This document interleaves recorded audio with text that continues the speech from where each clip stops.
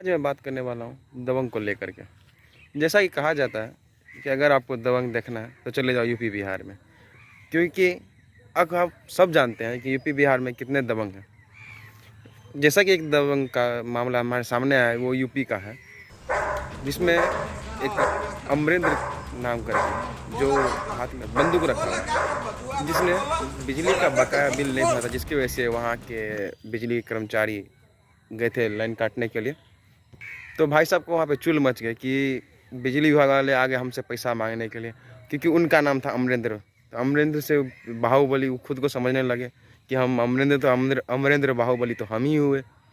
तो उन्होंने बिजली विभाग के जेई थे उनके जम के कुटाई कर दी वहाँ पे ऑन द स्पॉट।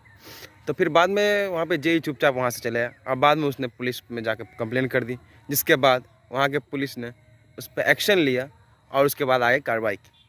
तो अब आप बोल रहे हैं, सोचते होंगे कि मैं अंकित या तो बिहार का हूँ, तो मैं यूपी के बारे में क्यों बात कर रहा हूँ। तो बात ये है कि आए दिन बिहार में कहीं ना कहीं गोली कांड होते रहता है, कितनों की मौत होती रहती है, कितनों के मर्डर होते रहते हैं। जैसा कि अभी हाल ही फिलहाल में बेगूसराय में गोली कांड हुआ और उसका अभी तक जांच ही चल रहा है। इसी के बारे में कहना चाहूँगा मैं कि जैसा कि हमारे देश का एक राज्य है यूपी, वहाँ पे जब इतना अच्छा शासन हो सकता है तो यह बिहार में क्यों नहीं। यही मेरा कहना है बिहार के प्रशासन से, बिहार की सरकार से, महागठबंधन की सरकार से, कि बिहार में ऐसा शासन क्यों नहीं। बिहार में प्रशासन को क्यों पूरी तरह छूटने दिया गया है।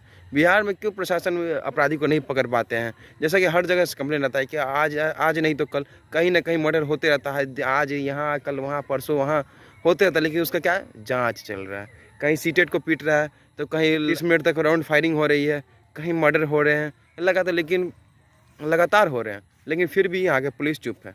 आखिर क्यों। जैसा कि एक बस बंदूक दिखाने पे उसको अरेस्ट कर लिया गया, तो यहाँ पे बिहार में ऐसा सिस्टम क्यों नहीं है।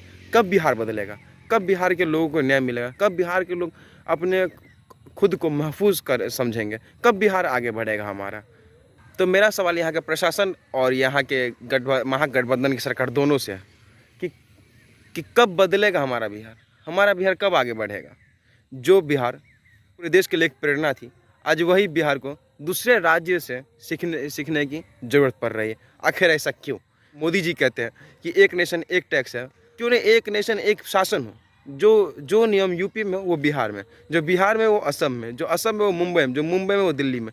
हर राज्य का अलग अलग क्यों। जब हम टैक्स एक भरते हैं, पूरे देश का आदमी जो इतना एक आदमी का पर टैक्स लगता है उतना ही सभी पर टैक्स लगता है, तो जो एक आदमी पर कानून हो वो दूसरे आदमी पर कानून क्यों नहीं होना चाहिए। जैसा कि अक्सर हमें सुनाई देगा कि यहाँ के प्रशासन ने, यहाँ के पुलिस, दिल्ली की पुलिस ने इतना नाम कमाया, इतने को पकड़ा, यूपी के पुलिस ने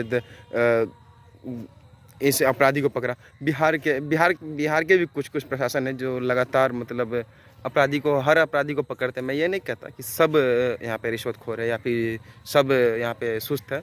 जितनी प्रशासन ढीली है सब ढीले है, लेकिन कुछ है जो बिहार को आगे बढ़ाने लगे, लेकिन सब नहीं। क्योंकि यहाँ के जितने भी नेता लोग उनको खुल के काम करने नहीं दे रहे। यहाँ पे जितने प्रशासन खुल के जो भी ईमानदार है वो चाहते हैं कि हम ईमानदारी से काम करें, यहाँ के नेता लोग उसके काम करने नहीं देते हैं। तो मैं बस इतना कहना चाहूँगा कि बिहार को अगर आगे बढ़ाना है तो हमारे नेता को ईमानदार होना पड़ेगा, हमारे पुलिस प्रशासन को, हमारे सिस्टम को ईमानदार होना पड़ेगा।